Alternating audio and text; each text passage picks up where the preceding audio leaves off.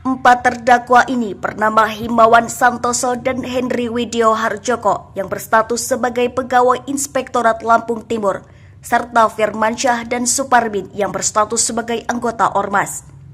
Keempatnya didudukan di hadapan Majelis Hakim Pengadilan Negeri Tipikor Tanjung Karang untuk mendengarkan pembacaan surat amar putusan dari Majelis Hakim yang diketuai oleh Hakim Ketua Siti Insyirah.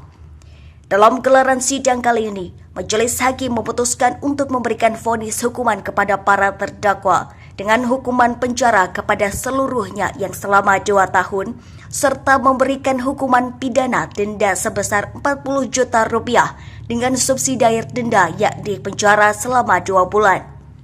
Putusan hakim yang dibacakan kali ini diketahui jauh lebih ringan dari tuntutan jaksa yang dibacakan pada sidang sebelumnya dengan tuntutan penjara selama 5 tahun dan denda sebesar 200 juta rupiah.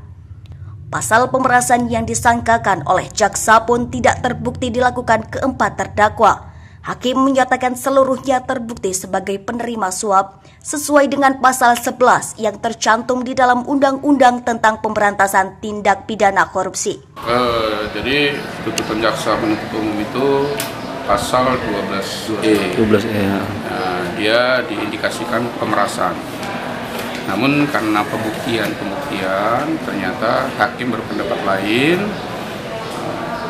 diputuskannya pasal 11. Pasal suap. Jadi jatuhnya ya pasal suap lah kalau bahasa umumnya.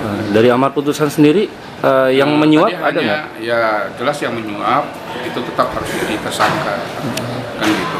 Karena nggak mungkin orang itu menyerahkan uang dengan seorang pemeriksa kalau tidak ada tujuan, kan gitu. Apa sih tujuannya? Jadi jangan yang meriksa, yang menerima aja yang kena sanksi, yang memberi nggak kena sanksi. Nah itulah harus imbang dalam proses hukum. Jadi tidak ada tebang pilih. Diketahui keempat terdakwa ini diseret ke pengadilan lantaran telah menerima uang sebesar 65 juta dari seorang kepala desa yang diduga bermasalah karena telah melakukan pungutan liar dalam pembuatan sertifikat tanah dalam program PTSL di Desa Cempakanuban, Kabupaten Lampung Timur tahun anggaran 2019 lalu.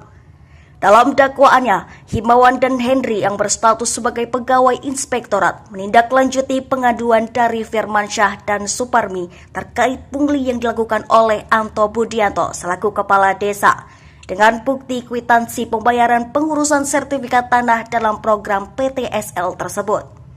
Kemudian setelahnya, 2 ASN Lampung Timur tersebut menemui sang kepala desa yang bermasalah itu untuk bernegosiasi agar kasus tersebut tidak sampai naik ke persidangan.